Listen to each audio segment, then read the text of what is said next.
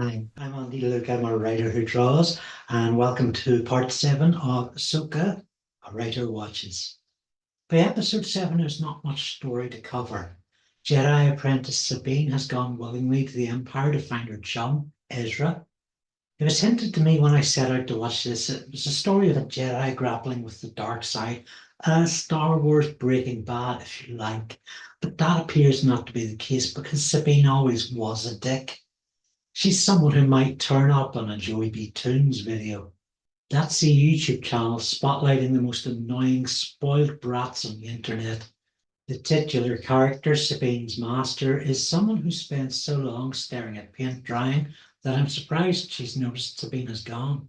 But she has, and hitches a ride on to find Sabine and Ezra. General Syndulla, who until now has been one of the show's rare voices of reason, appears in front of the Senate with the demeanor of a contestant on America's 16-year-old billionaire assholes. In a sense, they've brought it on themselves by letting in Senator Objecti and anyone who wanders in off the street to shout things out. It's all resolved quickly with no consequences, although Chancellor Mon Mothma has an upset stomach from when they all went down to the tavern afterwards and had undercooked bantha goujons.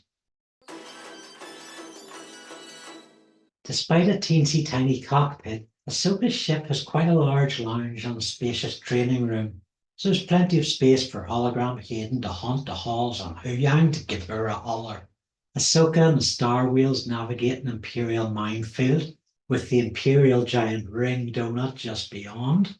The approach towards it is a paint-by-numbers obstacle, threat evasion, threat escape yarn with little magnetic believability. The equivalent of a storyteller leaping around a room and yelling,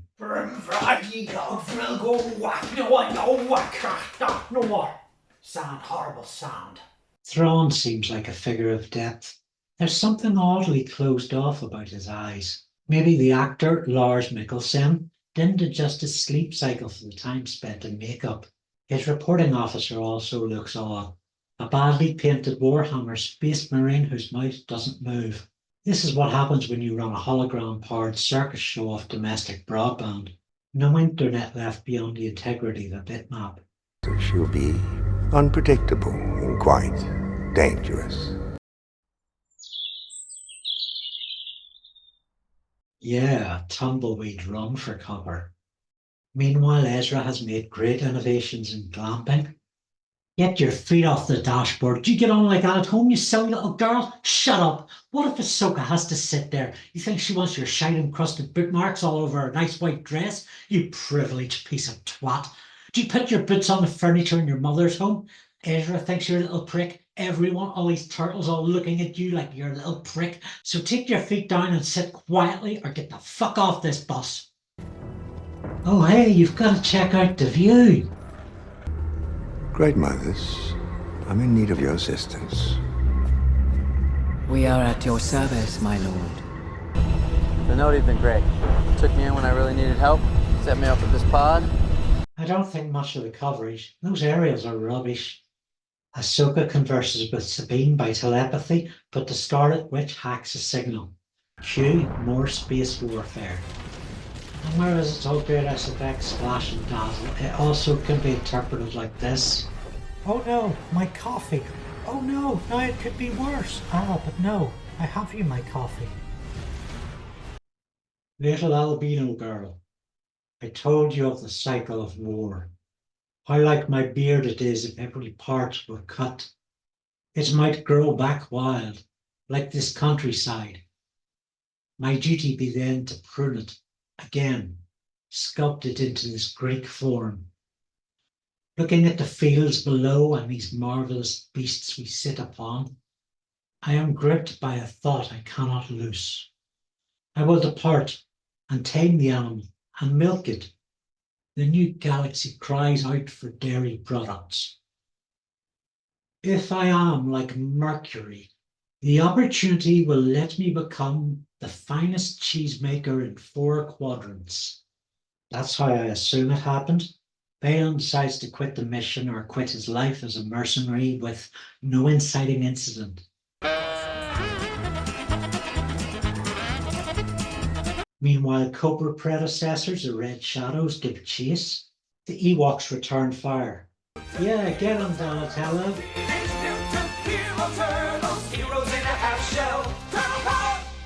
AHSOKA to the rescue. AHSOKA and Huang plotting an innovative landing in the style of theirs in the first episode.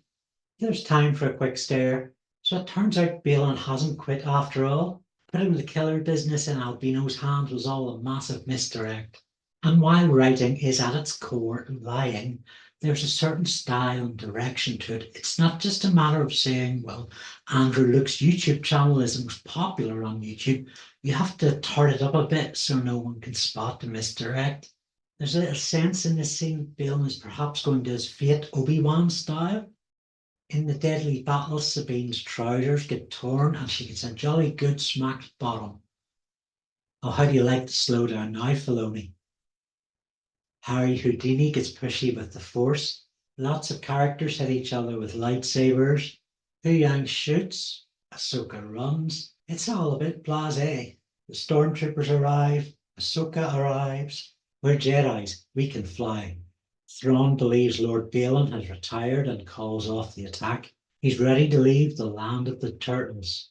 Rasputin has easily fought a battle with telekinesis, but when the Ice Teen abdicates, he just stands there with his hand in his pants.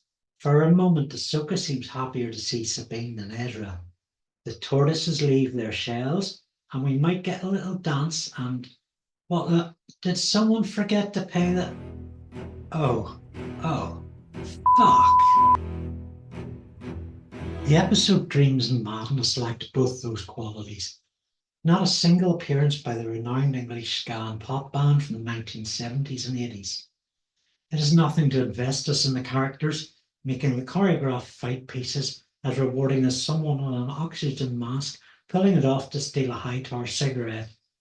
Thrawn, allegedly a mastermind with deep thought and motivation, plans his battle willy-nilly and folds his cards with a shrug.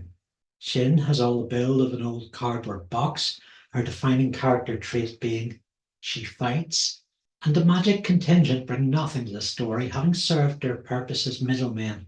Is this magic as in the style of the Force or some other thing? Darren Brown or Paul Daniels? You decide.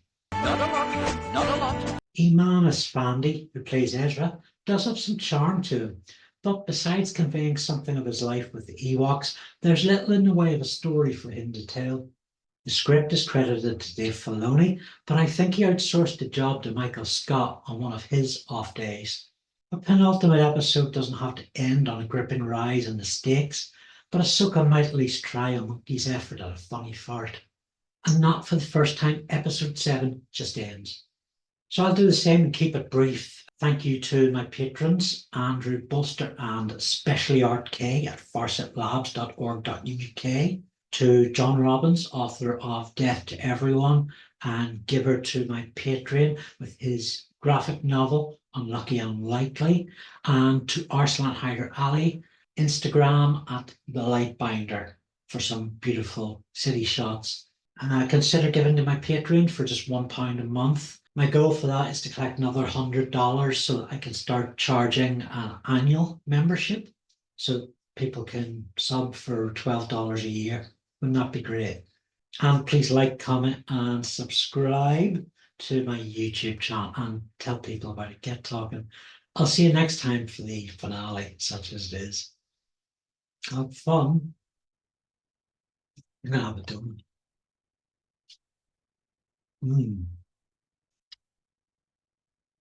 Chocolate stormtroopers.